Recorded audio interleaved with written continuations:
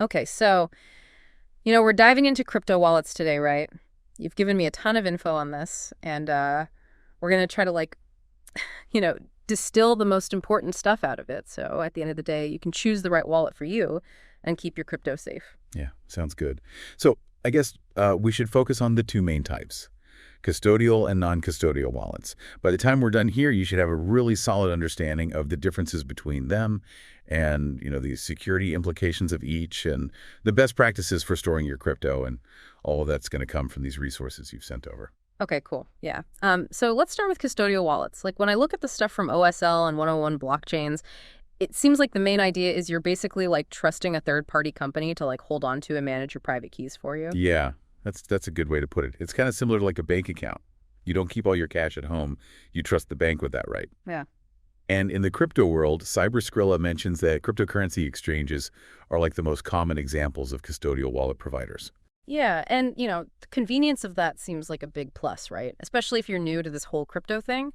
OSL talks about how these wallets often have like super user-friendly interfaces. Absolutely. It's definitely a major advantage. They take care of all the technical stuff behind private key management, so it makes it easy to buy, sell, and trade your crypto. Plus, OSL and 101 blockchains both mention that these services usually have, their own security measures in place, so it can feel pretty safe, at first. But this is where things get kind of interesting and maybe a little scary. While they're handling the security on their end, you're kind of giving up a lot of control, right? And 101 blockchains brings up some interesting points here. They talk about like situations where Coinbase users were suddenly locked out of their accounts without any warning. I mean, that's your crypto and you can't even access it. Why would that even happen? That's a really important question. When you don't actually have your private keys, you're basically at the mercy of whatever policies and security protocols that third party has in place. They have all the control over whether you can access your account or not. And, 101 blockchains really emphasizes that these custodial wallets are always online, right? Which makes them a bigger target for cyber attacks. You've got examples like the Mt. Gox and Cryptopia hacks where tons of cryptocurrency was stolen. It's a pretty stark reminder of how vulnerable these things are. NEC Council University really drives that point home hard. They say that if a custodial provider's security gets breached, your funds are directly at risk. And we know it's not just hypothetical, it's happened before. And to add to that, 101 Blockchains also mentions that always being online just naturally increases their vulnerability to threats. It's a weird trade-off, right? Ease of use versus control. Yeah, you get a streamlined experience, but you're giving up some control and taking on the risk of trusting somebody else. And Ledger actually has this great saying, not your keys, not your coins. It basically sums it up. With a custodial wallet, you're putting your trust in that third party to be responsible and keep your crypto safe. Okay, that makes sense. So let's move on to non-custodial wallets. Now things are different, right? OSL 101 blockchains and Ledger all say that with these wallets, you as the user have complete ownership and control over your private keys. Exactly. That's the big difference. Instead of someone else managing those keys, you're in charge. OSL points out that this gives you more security and direct control over your crypto. You don't have to rely on anyone else to access and manage it. But like they say, with great power comes great responsibility. OSL and EC Council University both say that this control also means there's a big risk of loss if you don't back up your private keys or your recovery phrase. And Cyberskrella makes this super clear. There's no forgot password option in the crypto world. If you lose that seed phrase, your crypto is gone forever. That's pretty intense. Yeah, it is. And that's why it's so important to think about.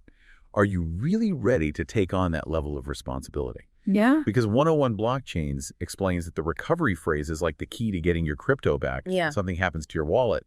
But it's also a huge vulnerability. If someone gets their hands on that phrase, your entire crypto stash could be at risk. It's like the master key to your digital vault. And OSL also mentions that non-custodial wallets can be a bit trickier to use, especially if you're just getting started with crypto. It's not always as simple as logging into an exchange. That's true. There's a bit of a learning curve because you're dealing with private keys and seed phrases and stuff like that. But that direct interaction is what gives you more control and security.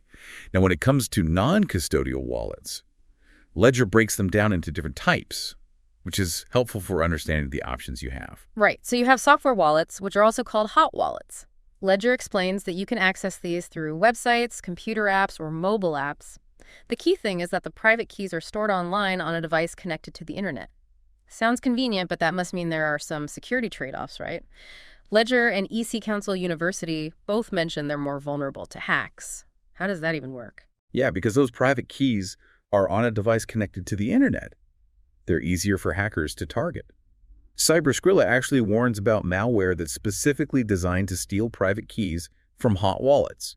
They're good for frequent trading, or if you're only dealing with small amounts, but EC Council University says you should only keep the crypto you need for daily transactions in a hot wallet because of those risks. Ledger mentions MetaMask and Trust Wallet, some popular examples of these. And then there are hardware wallets or cold wallets. People say these are the safest way to store your crypto. Ledger, EC Council University, and Cyberscrilla all agree that they keep your private keys offline on a physical device that's not connected to the internet. So how does that make them so much more secure? What's really important is that by keeping the private keys totally separate from the internet, you're basically eliminating a lot of ways hackers could try to get to them. Even if your computer's hacked, your private keys are still safe on that offline device. Popular options include the Ledger Nano S and X Trezor, and the Tangent Wallet, which EC Council, University, Cyberscrilla, and CryptoCasey all talk about. Yeah. CryptoCasey brings up a good point, too. Always buy these devices from the official manufacturer so you don't end up with a tampered device. Yeah. And EC Council University recommends keeping those hardware wallets in a safe place too, like a safe to make them even more secure.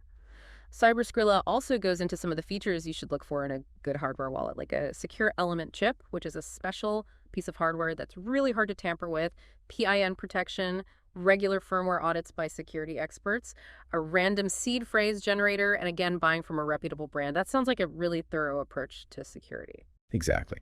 All of that's designed to keep your private keys safe from both digital and physical threats. And Cyberscrilla is right to emphasize checking which specific cryptocurrencies are supported by a particular model and making sure it works with your devices and software before you buy it.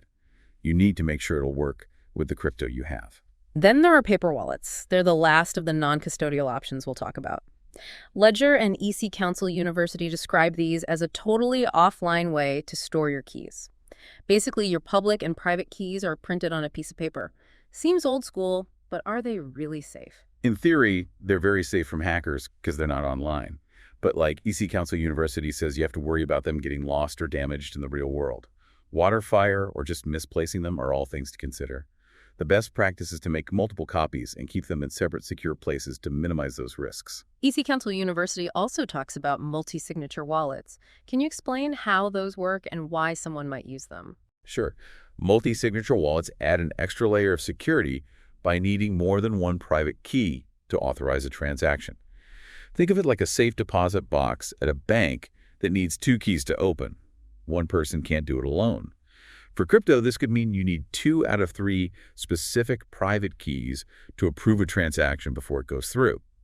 It can be good for businesses that manage crypto funds, or even for individuals who want more protection, like if they lose one key or one gets compromised. So going back to that Ledger phrase, not your keys, not your coins, that really gets to the heart of non-custodial wallets, right? You're in control and responsible for those private keys. Exactly. And that control, while it's great for security, also means you need to know how to manage and protect those keys. But it's important to remember that picking the right wallet is just part of staying safe with your crypto. There's a lot more to it than that. Yeah, for sure. All our sources, especially EC Council, University, Cyberscrilla, the FTC, and even some of the stuff people are saying on Reddit make it clear that there are a bunch of best practices you should be following, starting with the most basic stuff. Strong, unique passwords for all your crypto accounts, and maybe even a password manager to keep them organized and safe. That's definitely essential. And using two-factor authentication or 2FA wherever you can, especially on exchanges, is another really important step. That way, even if someone gets your password, they'd also need a code usually from your phone to get in. And we can't forget about phishing scams. Those are everywhere in crypto. Cyberscrilla gives some examples of emails that are designed to look like they're from MetaMask and Coinbase, trying to trick people into clicking bad links or giving up their login info. You really have to always double-check where those messages are coming from and never click on links and emails that ask for your personal info. If you're unsure, it's always better to go directly to the official website or app. The FTC is really clear about this. Legitimate crypto companies and exchanges will never ask you to send them crypto in advance or promise you crazy profits. If you see guaranteed returns, that's a huge red flag. It's also really important to keep all your software updated, your operating system, web browser, and crypto wallet software, because updates usually have security patches that protect you from the newest vulnerabilities. Protecting those private keys and seed phrases is so important. Never, ever share them with anyone. And like EC Council University says, avoid storing them online or anywhere that's easy to access. Cyberscrilla has a good warning about taking screenshots or pictures of your seed phrases. It seems convenient, but storing a digital image on your phone or computer is definitely not a good idea. Backing up your crypto wallet is something you should always do no matter what kind of wallet you have. Keep those backups somewhere safe and in more than one place just in case something happens. Diversifying your storage is a good strategy too. Don't put all your eggs in one basket.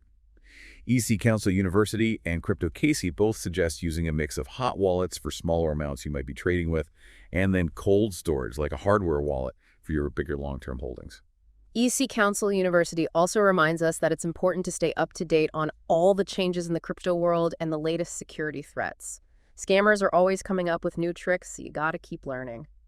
And making sure your home network is secure with a strong Wi-Fi password and up-to-date antivirus software is another basic step to protect yourself. The Reddit thread you shared brings up some more good points to be aware of. Be really careful with those random airdrops and weird crypto tokens, sometimes called spam coins. Connecting your wallet to a shady website, even if they're offering free tokens, can be really bad. Some people on Reddit have lost their entire wallets that way. And social engineering is another big thing to watch out for. Cyberscrilla talks about how scammers will pretend to be from customer support at exchanges or wallet companies to try and trick you into giving them information or even sending them crypto. Be super careful if anyone reaches out to you claiming to be support, and never give them your private keys or seed phrase. The Reddit thread also talks about something called address poisoning attacks. That's where scammers send tiny amounts of crypto to addresses that are almost the same as yours, hoping that you'll accidentally copy their address instead of the one you meant to when you're sending crypto. Always double-check, maybe even triple-check the recipient's address before you send anything. And the Reddit thread also has stories about all these other scams that are out there. Things like pig butchering scams, which are basically elaborate romance scams where people get tricked into investing in fake crypto schemes, and SIM swapping attacks where they take control of your phone number to get around two-factor authentication, rug pulls where the people behind a new crypto project just disappear with everyone's money, and honeypot scams that are designed to trick you into sending funds to a contract that you can't get your money out of. It's kind of scary how many different ways they try to trick people. And the FTC really stresses that if someone is demanding payment in crypto or guaranteeing you huge profits, that's a sure sign of a scam. They also say don't mix online dating with investment advice. If someone you meet online starts pushing you to invest in crypto, especially if they promise big returns or trying to make you feel like you have to act fast, it's almost always a scam. Just be really careful, and if it feels off, it probably is. So after all that, the big question is custodial versus non-custodial wallets. Which one is right for you? OSL and 101 blockchains both say it's really a trade-off between convenience and security. Custodial wallets are easy to use and manage, so they might be a good place to start if you're brand new to crypto, or if you're trading small amounts and want something that's simple and convenient. But if you're storing a lot of crypto and security is your top priority, then non-custodial wallets are the way to go, especially cold storage options like hardware wallets. Ultimately, OSL sums it up well. The choice really depends on your own needs, your experience with crypto, and how much control and security you want. There's no right answer for everyone. It's about figuring out how comfortable you are managing your own private keys and knowing what could happen if those keys are lost or stolen. Think about how much crypto you have and the amount of risk you're willing to take. So as we wrap up this deep dive, just remember that knowing how to keep your crypto safe is super important in this constantly changing world. It's not just about which wallet you pick. It's about having a security-first mindset with everything you do related to crypto. And security with your digital assets isn't something you do once and then forget about. It's an ongoing process that goes way beyond just picking a wallet type. You have to be aware of scams and always follow those best practices we talked about. Here's something to think about. Knowing all the risks and rewards of cryptocurrency, how are you going to take control of keeping your digital assets safe? Keep looking into those resources you shared, keep learning, and stay informed about the always changing world of crypto security.